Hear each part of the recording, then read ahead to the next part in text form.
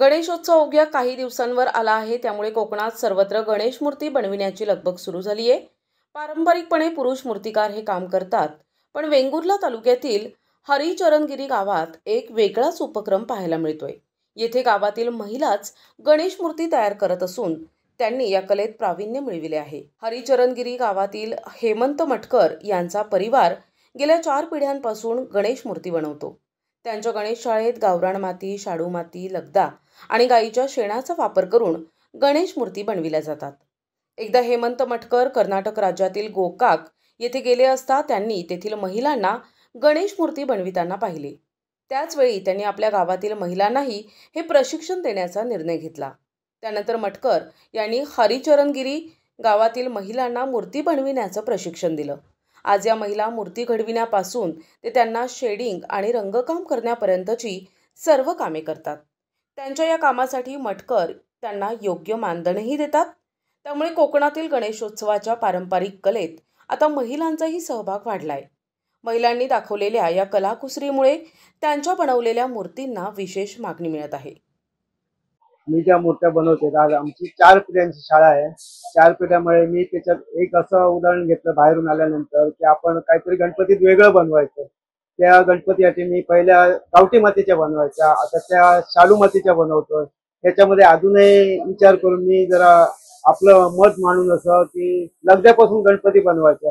लगद्याचं मी training घेतलं। लगद्याच्या ट्रेनिंगमध्ये मी स्वतः लगदा बनवायला मशिनरी घेतली, लगद्याच्या चालू केल्या। त्याच्यानंतर परत डोक्यात आलं की आपण काहीतरी गावासाठी काहीतरी करायचं। गोमाते म्हणून गणपती बनवतात, त्याच्यासाठी मी गाईचं शेण आणि शेत जमिनीतली माती 50-50% वापरून त्यांच्या पण गोमय गणपती बनवले।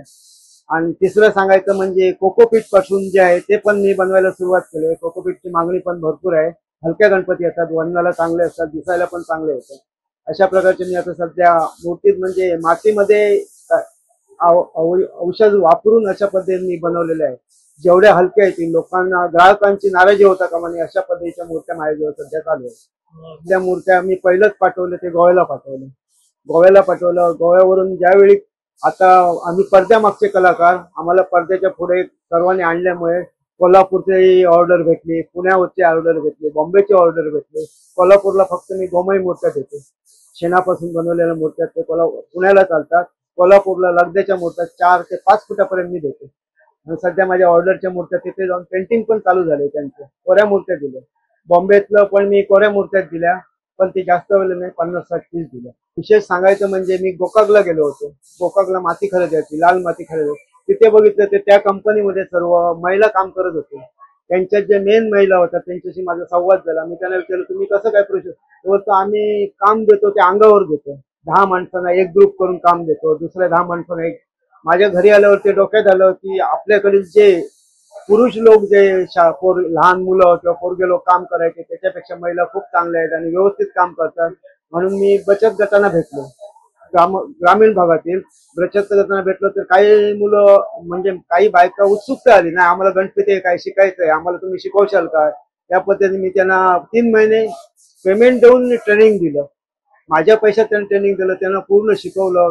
पेंटिंग कसं करायचं, बेळकाम कसं करायचं, साचा स्वतः कसा भरायचा, टोटली मी आणि माझ्या मुलांनी दोघांनी मिळून त्यांना चांगलं ट्रेनिंग दिलं। इतरांना कोणाला आम्ही आज प्रवेश द्यायचो नाही, कारण त्यावेळी एवढी चर्चासत्र चालायची की बायका माणसं करणार काय आणि गणपती काय करू शकत नाही, आम्हाला जमलं ते बायका काय करू शकणार। ते बायकांनी आज 3 वर्षात त्यांनी करून दाखवलं। आज सर्व बायकांच्या हातातल्या मूर्त्या बाहेरगावी प्रसिद्ध होत्या।